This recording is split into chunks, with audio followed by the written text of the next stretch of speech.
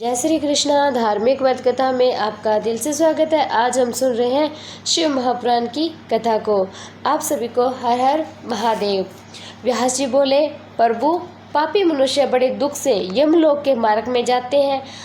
अब आप मुझे उन धर्म का परिचय दीजिए जिससे जीवन सुखपूर्वक यम मार्ग यात्रा करते हो।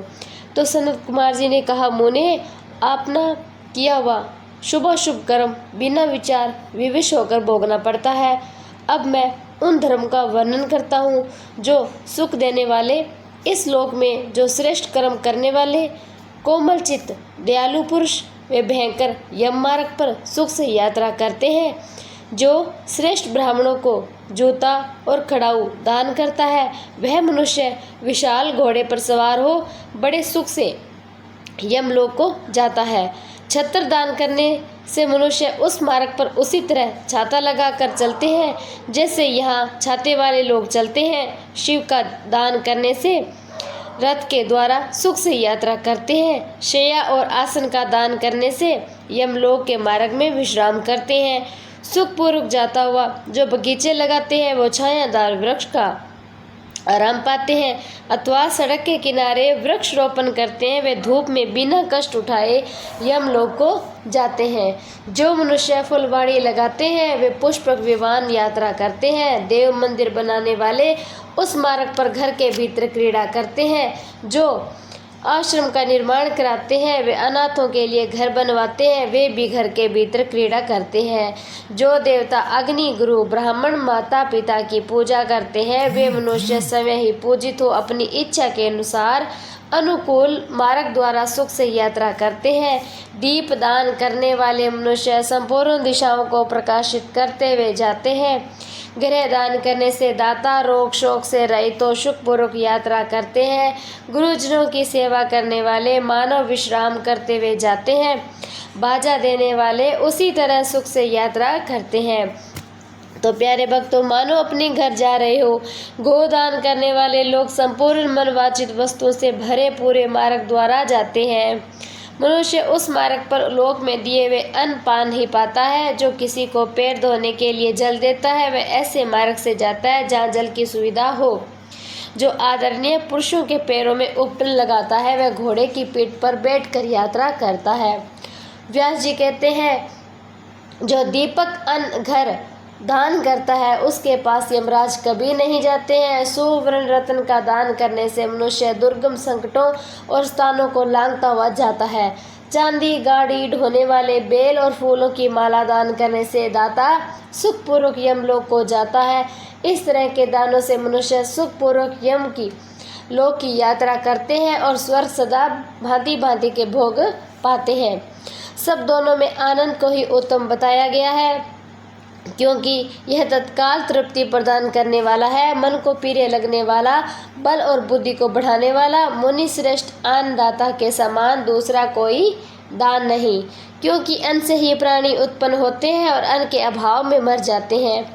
अन्न दान से महान पुण्य बताया गया है क्योंकि अन्न के बिना भूख की आग से तृप्त हुई समस्त प्राणी मर जाते हैं। अन्न ही सब लोगों की प्रशंसा करते हैं क्योंकि अन्न में ही सब कुछ प्रतिष्ठित है। अन्न के समान दान न तो हुआ और न ही होगा। तो प्यारे भक्तों, ये संपूर्ण जगत अन्न से ही धारण किया जाता है। लोक में अन्न को बलकारक बताया गया है क्योंकि अन्न में ही प्राण प्रतिष्ठित है। प्राप्त हुए अन्न को कभी नीना न करें, न किसी तरह उसे फेंके। कुत्ते और चंडाल के लिए भी किया हुआ अन्नदान कभी नष्ट नहीं होता। जो मनुष्य थके मादे और अपरिचित पति को अन्न देता है, देते समय कष्ट का अनुभव नहीं करता, वह समृद्धि का भागी होता है। महामोने, प्यारे भक्तों, जो देवता और पितृ ब्राह्मण अतिथियों अन्न से तृप्त करता है उसे महान पुण्य फल की प्राप्ति होती है। अन्न और जल का दान शूद्र ब्राह्मण के लिए भी समान रूप से महत्व रखता है। अन्न की इच्छा वाले पुरुष से उसका गोत्र, शाखा, स्वाध्याय और देश नहीं पूछना चाहिए।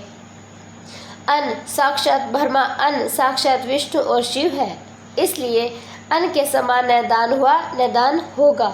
जो पहले बड़ा भारी पाप करके भी पीछे अन्न का दान करने वाला हो जाता है वह सब पापों से मुक्त होकर स्वर्गलोक में जाता है।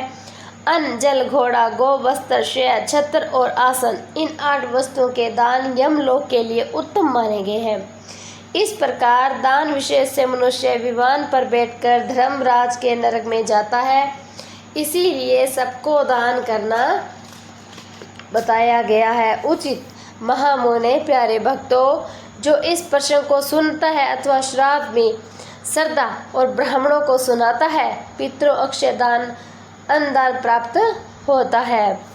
सनत कुमार जी कहते हैं, व्यास जी, जल दान सबसे श्रेष्ठ है, वह सब दानों में सदा उत्तम है, क्योंकि जल सभी जीवन समुदायों को तृप्त करने वाला जीवन कहला गया है।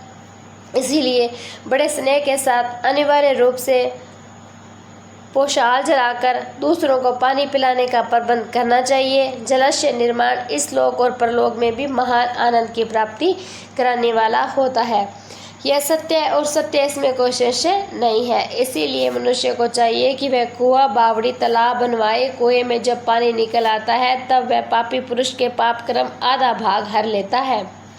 सत्कर्म में लगे हुए मनुष्य सदा समस्त पापों को हर लेता है। जिसके खुदवाए और जलाशय में गो, ब्राह्मण, साधु पुरुष सदा पानी पीते हैं, वे अपने सारे वंश का उद्धार कर देता है।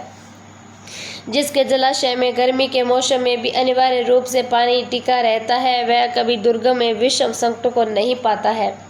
जिसके पोखरे में केवल वर्षा ऋतु जल ठहरता है, उसे प्रतिदिन अग्निहोत्र करने का फल मिलता है, ऐसा वर्मा जी का कथन है। जिससे उसे सहस्त्र गोदान फल मिलता है, इसमें संशय नहीं है। जिसके तालाब में हेमंत शिखर ऋतु तक पानी मौजूद रहता है, वह बहुत सी सुवर्ण मुद्राएं दक्षिण से युक्त यज्ञ का फल प्राप्त मिलता है। जिसके सरोवर में बसंत और ग्रीष्म काल तक पानी बना रहता है, उसे अति रात्र अश्वमेघ यज्ञ का फल मिलता है, ऐसा मनीषी महात्माओं का कथन है। मुनिवर व्यास, स्त्रियों की तृप्ति प्रदान करने वाले जलाशय के उत्तम फल का वर्णन कीजिए। अब वृक्ष लगाने में जो गुण, उनका वर्णन भी सुनो। जो वीरान एवं दुर्गम स्थानों में वृक्ष लगाता है, वह अपनी बीती तथा आने वाली संपूर्ण पीढ़ियों को तार देता है। इसीलिए वृक्ष अवश्य लगाने चाहिए। वे वृक्ष लगाने वाले पुत्र होते हैं, उसमें संशय नहीं है। वृक्ष लगाने वाले पुरुष परलोक में जाने पर अक्षय लोकों को पाता है। पोखरा खुदवाने वाला, वृक्ष लगाने वाला और यज्ञ कराने वाला जो द्विज है, वह तथा दूसरे सत्यवादी पुरुष, वे स्वर्ग कभी नीचे नहीं गिरते हैं। सत्य ही परब्रह्म है, सत्य ही परम तथा सत्य ही श्रेष्ठ यज्ञ, सत्य ही उत्कृष्ट शास्त्र ज्ञान, सोए हुए पुरुषों में सत्य ही जागता, सत्य ही परम मत और सत्य ही से पृथ्वी टिकी है और सत्य में ही सब कुछ प्रतिष्ठ है। तप, यज्ञ, पुण्य, देवता, ऋषि, पितरों का पूजन, जल और विद्या, ये सब सत्य पर ही अवलंबित है। सबका आधार सत्य है। सत्य ही यज्ञ, तप, दान, मंत्र, सरस्वती देवी तथा ब्रह्मचर्य, ओंकार भी सत्य रूप ही है। सत्य से ही वायु चलती है, सत्य से ही पुरुष सूर्य तपता है, सत्य से आग जलाती है और सत्य ही स्वर्ग में टिका हुआ है। लोक में संपूर्ण वेदों का पालन और संपूर्ण तीर्थों का दान केवल सत्य से सुलभ हो जाता है। सत्य से सब कुछ प्राप्त होता है, इसमें संशय नहीं है। एक सत्य अश्वमेघ और लाखों का यज्ञ और तराजू पर रखे जाए हुए, दूसरी ओर सत्य, सबका सत्य का ही पलड़ा भारी होगा। देवता, पितृ, मनुष्य, नाग, राक्षस, चराचर प्राणियों सहित समस्त लोग सत्य से प्रसन्न होते हैं।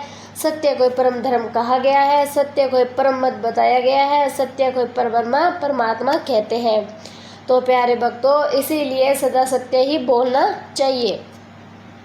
सत्य और मुनि अत्यंत दुष्कर तप करके स्वर्ग को प्राप्त हुए। सत्य धर्म में अनुरक्त रहने वाले सिद्ध पुरुष भी सत्य से ही स्वर्ग के निवासी हुए हैं। अतः सदा सत्य बोलना चाहिए। सत्य से बढ़कर कोई धर्म नहीं है। सत्य रूपी तीर्थ अगाध विशाल सिद्ध पवित्र जलाशय, इसमें रोग युक्त होकर मन के द्वार स्नान करना चाहिए। सत्य को परम पद कहा गया है। जो मनुष्य अपने लिए, दूसरों के लिए अथवा अपने बेटे के लिए भी झूठ नहीं बोलते, वे ही स्वर्गगामी होते हैं। वेद, यज्ञ, मंत्र ये ब्राह्मणों में सदा निवास करते हैं, परंतु असत्यवादी ब्राह्मणों में इनकी तृप्ति प्रीत नहीं होती है। अतः सदा सत्य बोलना ही चाहिए। तप की बड़ी भारी महिमा बताते हुए सनत कुमार जी ने कहा, प्यारे भक्तों, संसार में ऐसा कोई सुख नहीं है जो तपस्या के बिना सुलभ हो सके। तप से ही सारा सुख हमें मिलता है। इस बात को वेद वेता पुरुष जानते हैं। ज्ञान विज्ञान आरोग्य सुंदर रूप सौभाग्य शाश्वत सुख तप से ही प्राप्त होते हैं। तपस्या से ही ब्रह्मा बिना परिश्रम के संपूर्ण विश्व की सृष्टि करते हैं। तपस्या से ही विष्णु इसका पालन करते हैं। तपस्या के बल से ही रुद्रदेव संहार करते हैं तथा तप से ही प्रभाव ही शेष अशेष भूमंडल को धारण करते हैं। तप के बिना कुछ नहीं है। हर हर महादेव। शिव शंभु।